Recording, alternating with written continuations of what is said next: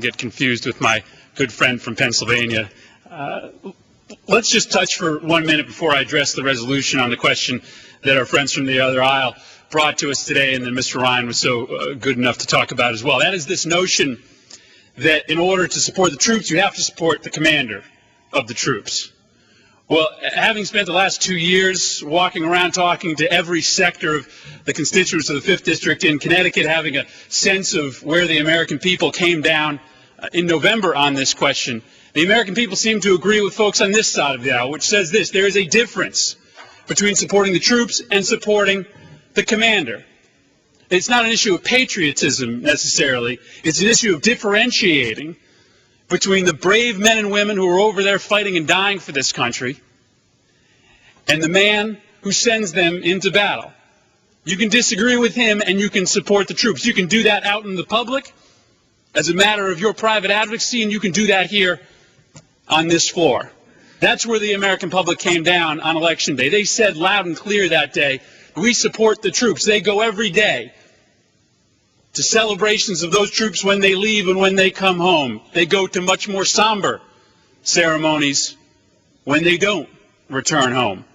And then on Election Day, they come out and they say this: I support those troops. I don't support the man who put them into harm's way in the manner that he did that. Mr. Speaker, I'd like to thank Speaker Pelosi and Leader Hoare for allowing us the opportunity to be here this morning. It's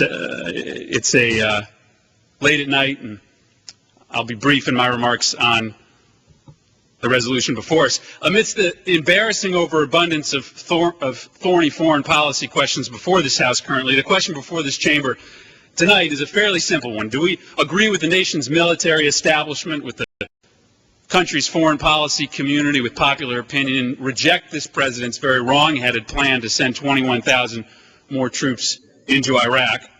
Or do we remain silent in homage to Congress's past and allow this potentially disastrous escalation to move forward?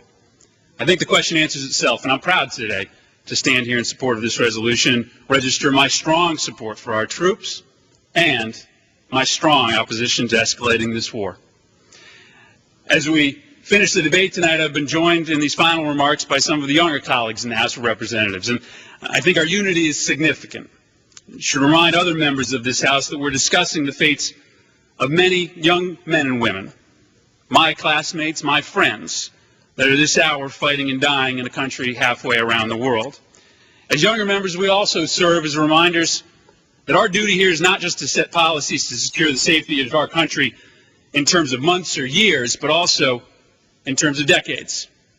Mr. Speaker, I've never fought in a war. I haven't shot another man on the battlefield, nor have I been wounded myself. But I've been allowed the privilege to represent my constituents in this body because of the selfless bravery of those men and women around this country that made a different choice than I did, those that volunteered to go overseas and fight and defend this country. And it's my duty to stand here today and thank them for their service, thank their families for their service, but also to be their advocate here tonight. Because the President is asking a cadre of our bravest young men and women to go house to house in Baghdad to root out an insurgency, while he does virtually nothing to address the systematic causes of that insurgency. 100,000 troops may not be able to do the job that the President is asking 21,000 to do. Escalating the number of troops in Baghdad hasn't worked in the past, and it most likely won't work here. Through his actions, the President is putting our soldiers' lives at unnecessary and unconscionable risk. There is a resolution in Iraq, but it's a political solution. It's not a military resolution. And we owe it to our soldiers, who have done everything that we have asked them to do, to stand up to a president who would ask them to do a job that they cannot and should not do. And beyond our duty to our current generation of troops on the ground, our responsibility, quite frankly, also lies with the generations to come.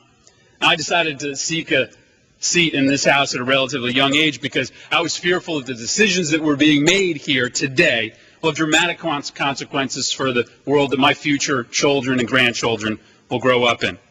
And I came here to begin a conversation that acknowledges that what will make this nation safe for generations is not a nation built on bullying, not a strategy based on scattershot military intervention, but a comprehensive foreign policy that combines American might with American diplomacy. In order to secure this nation for the next generation, we need to acknowledge that the most important questions we must ask is not who do we attack next. I'd ask for an additional minute. Yield the gentleman an additional minute and a half. The chair recognizes the gentleman from Connecticut for an additional 1.5 minutes. Thank you, Mr. Speaker. The question is not who do we attack next, but instead how do we reset our place in this world in a way that prevents the forces who would do America harm from becoming stronger. Mr. Speaker, we need to come to grips with the fact that we live in a world in which our own supposed allies create societies that foster extremism and violence amongst their most marginalized members. And at the same time, our nation often strangely views cultural and political global detachment as a virtue rather than a weakness. And this combination causes those that speak different tongues and those that worship different gods to look upon our great nation with undeserved derision. This must change. And from my mind, we do that in parts. First, we must pass this resolution in order to pivot to a much broader conversation.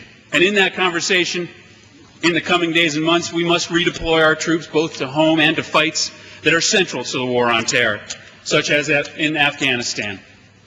The gentleman from the other side of the aisle are right. This battle with terrorists who may do harm to this country does not end, no matter what happens on the ground in Iraq. But we must focus our energies there.